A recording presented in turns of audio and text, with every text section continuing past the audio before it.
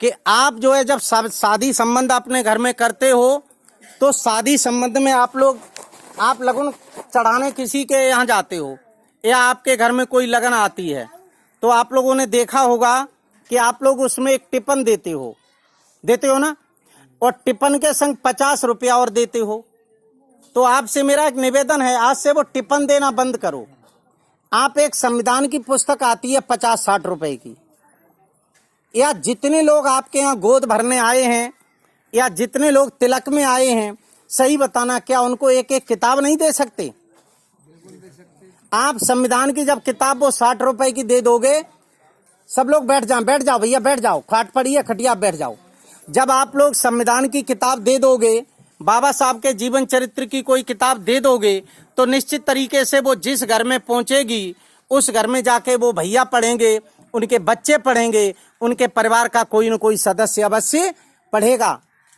Tiffin आप ले जा करके कोने में डाल दोगे, उसका कोई सदुपयोग नहीं होगा। लेकिन जब आपके घर में किताब पहुंचेगी तो गारंटी है कि उस किताब का बहुत बड़ा प्रयोग जरूर होगा। नहीं होगा तो आपसे मेरा निवेदन है कि आपके घर में अगर कोई कार्यक्रम होता है तो बजाय टिफिन देने के आज से आप लोग जो हैं उस टिफिन की जगह पर पुस्तकें दान करना शुरू कर दो। अब आप कहोगे साहब हमें ये पुस्तकें मिलेगी कहाँ? तो मेरा नंबर आपके पास पहुंच जाएगा। आपको 10, 20, 50, 40, 100 जितनी जैसी रेट की किताबें चाहिए, हम जयपुर से और दिल्ली से किताबें मंगवा के आपके घर भिजवा देंगे। तो ठीक होगा, गलत होगा? आपके घर में अच्छी पुस्तकें पहुंचेंगी, निश्चित तरीके से कुछ समाज का भला होगा, और जब भला होगा तो निश्चित तरीके से अच्छा होगा। हमारे समाज को पढ़ने के लिए कुछ पुस्तकें मिलेंगी। आप लोगों से मेरा निवेदन है कि आज से कुछ न कुछ हमें सिस्टम बदलना पड़ेगा, और हम तो अगर चाहिए तो इन पुस्तकों के साथ साथ कुछ मोटी पुस्तकें भी लाते हैं बाबा साहब के जीवन चरित्र की। और हर कथा में मेरा उद्देश्य कथा में पैदा नहीं है, कम से कम 4,000 5,000 रुपए का साहित्य हम उस कथा में बांट के आते हैं। बाबा साहब बुद्ध भगवान के फोटो भी जिन घरों से वो अपने देवी देवता निकालते हैं, सबके घरों में मैं अपने पैसे से फोटो पहुंचाता हूं। ये मेरा जीवन का लक्ष्य है, समाज को जगाना।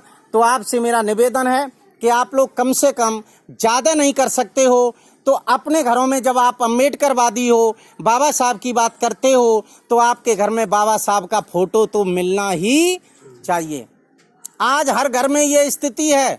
जो लोग मंच पर बहुत अच्छी बातें करते हैं कि हम सब अम्बेडकरवादी हैं, लेकिन जब उनके घरों में जाते हैं तो वहाँ देवी और शंकर जी का मंदिर सजा मिलता है, बाबा साहब की फोटो नहीं मिलती है। आज बाबा साहब ना आए होते तो बहनों भाइयों, ये शर्ट जो आपको मिली है, ये साड़ी जो मिली है, ये कुर्सी जो मिली है, ये शायद हमें बिल्कुल नसीब नहीं हुआ होता। तो हमें अपने घर में किसकी पूजा करनी चाहिए, किसकी किताब रखनी चाहिए, किसकी फोटो रखनी चाहिए? अपने महापुरुषों की। आज जो है आप अपने स्कूलों में हमें सरस्वती के नाम पर पढ़ाया जाता है। किसी को पता नहीं सरस्वती कब पैदा भई, कितनी डिग्रियां टोरी, किस स्कूल में पढ़ी।